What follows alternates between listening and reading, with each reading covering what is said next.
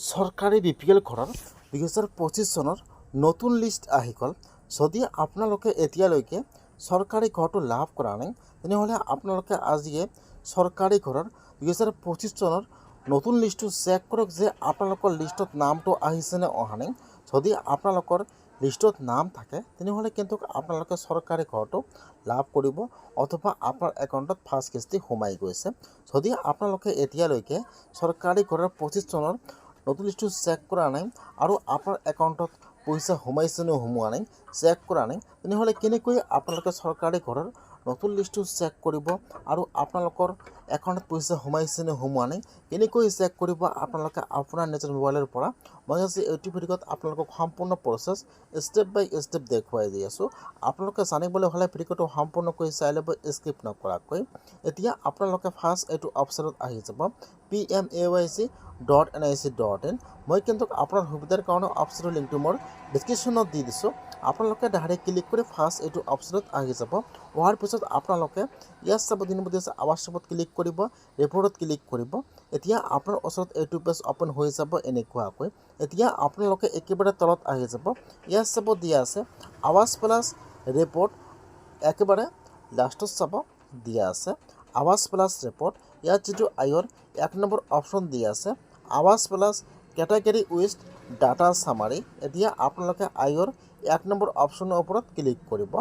ইয়াত যিটো আয়ৰ 1 নম্বৰ অপশ্যন দিয়া আছে আপোনালোকে সেইটো অপশ্যনৰ ওপৰত ক্লিক কৰিব, আৱাজ প্লাছ কেটাগৰী উইথ ডাটা চামাৰি। এতিয়া আপোনাৰ ওচৰত আৰু এটা নিউ পেজ অ'পেন হৈ যাব এনেকুৱাকৈ। ফাৰ্ষ্ট ইয়াত অলৰেডি ষ্টেট নাম আহি যাব, তাৰপিছত আপোনালোকে চিলেক্টত ক্লিক কৰিব। ইয়াত আহি যাব আপোনাৰ ডিষ্ট্ৰিক্টৰ নাম। এতিয়া আপোনালোকে ইয়াত চাই ল'ব যে ইয়াত আপোনাৰ ডিষ্ট্ৰিক্টৰ নাম কোনটো হয়। ইয়াত যিটো আপোনাৰ ডিষ্ট্ৰিক্টৰ নাম হয় আপোনালোকে আপোনাৰ ডিষ্ট্ৰিক্টৰ নামটো চিলেক্ট কৰি লৈ ল'ব। তাৰপিছত ইয়াত আহি যাব আপোনাৰ ব্লকৰ নাম। এতিয়া আপোনালোকে ইয়াত আপোনাৰ ব্লকৰ নামটো চিলেক্ট কৰি লৈ ল'ব। তাৰপিছত আহি যাব পঞ্চায়ত নাম। এতিয়া আপোনালোকে ইয়াত আপোনাৰ পঞ্চায়তৰ নামটো চিলেক্ট কৰি লৈ ল'ব। সকলো চিলেক্ট কৰি লৈ ল'ব। তাৰপিছত আপোনালোকে এতিয়া চাবমিটৰ ওপৰত ক্লিক কৰিব। যেতিয়া আপোনালোকে চাবমিটৰ ওপৰত ক্লিক কৰিব এতিয়া কিন্তু আপোনাৰ ওচৰত 2025 চনৰ নতুন লিষ্টটো ইয়াত আহি যাব এনেকুৱাকৈ।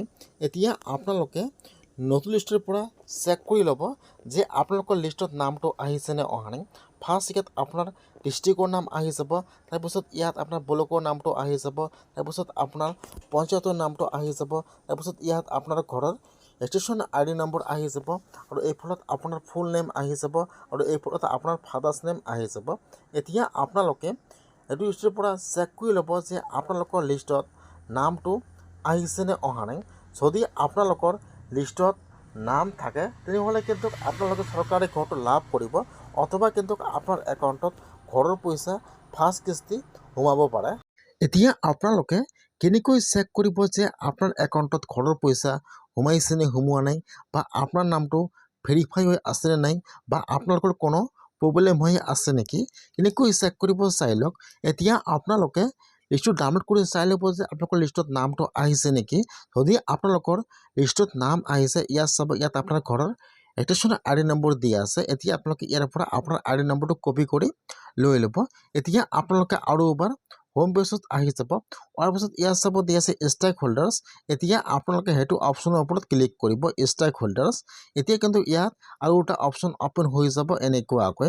এতিয়া আপোনালোকে ইয়াত চাব 1 নম্বৰত আহি যাব IAY pmayg বেনিফিচিয়াৰী। এতিয়া আপোনালোকে সেইটো অপশ্যনৰ ওপৰত ক্লিক কৰিব। এতিয়া আপোনাৰ ওচৰত আৰু এটা নিউ পেজ অ'পেন হৈ যাব এনেকুৱাকৈ। এতিয়া আপোনালোকে অলপমান তলত আহি যাব। এতিয়া আপোনালোকে ইয়াত আপোনাৰ ঘৰৰ ৰেজিষ্ট্ৰেশ্যন ID নম্বৰটো বহাই দিব আৰু ইয়াত যিটো কেপচা দিয়া আছে এতিয়া আপোনালোকে কেপচাটো বহাই দিব। ফাৰ্ষ্ট বহাই দিব আপোনাৰ ID নম্বৰ, 2 নম্বৰত কেপচাটো বহাই দিব। এতিয়া আপোনালোকে চাবমিটৰ ওপৰত ক্লিক কৰিব। যেতিয়া আপোনালোকে চাবমিটৰ ওপৰত ক্লিক কৰিব এতিয়া কিন্তু আপোনাৰ ওচৰত এতিয়া আপোনাৰ ডিটেইলছটো অ'পেন হৈ যাব এনেকুৱাকৈ। ফাৰ্ষ্ট আপোনাৰ নাম, আপোনাৰ এড্ৰেছ, ইয়াত আপোনাৰ ফুল ডিটেইলছটো আহি যাব এনেকুৱাকৈ। এতিয়া আপোনালোকে ইয়াত চাই ল'ব যে ইয়াত এইটো আপোনাৰ নামটো হয় নে নহয়। তাৰপিছত এতিয়া আপোনালোকে অলপমান তলত আহি যাব।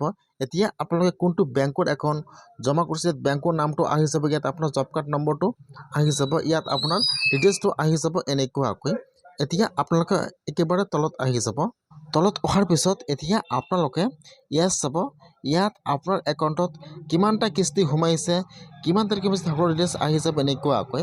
এতিয়া আপোনালোকে আৰু তলত আহিব, ইয়াত চাব, ইয়াত আপোনাৰ ঘৰৰ ফটো আহি যাব। ইয়াত অলৰেডি ভাৰত মেপ দেখুৱাই দিব, ইয়াত কিমান তাৰিখে আপোনাৰ ফটোটো বা আপোনাৰ জিঅ' টেগ কৰিছে সকলো ডিটেইলছ আহি যাব এনেকুৱাকৈ।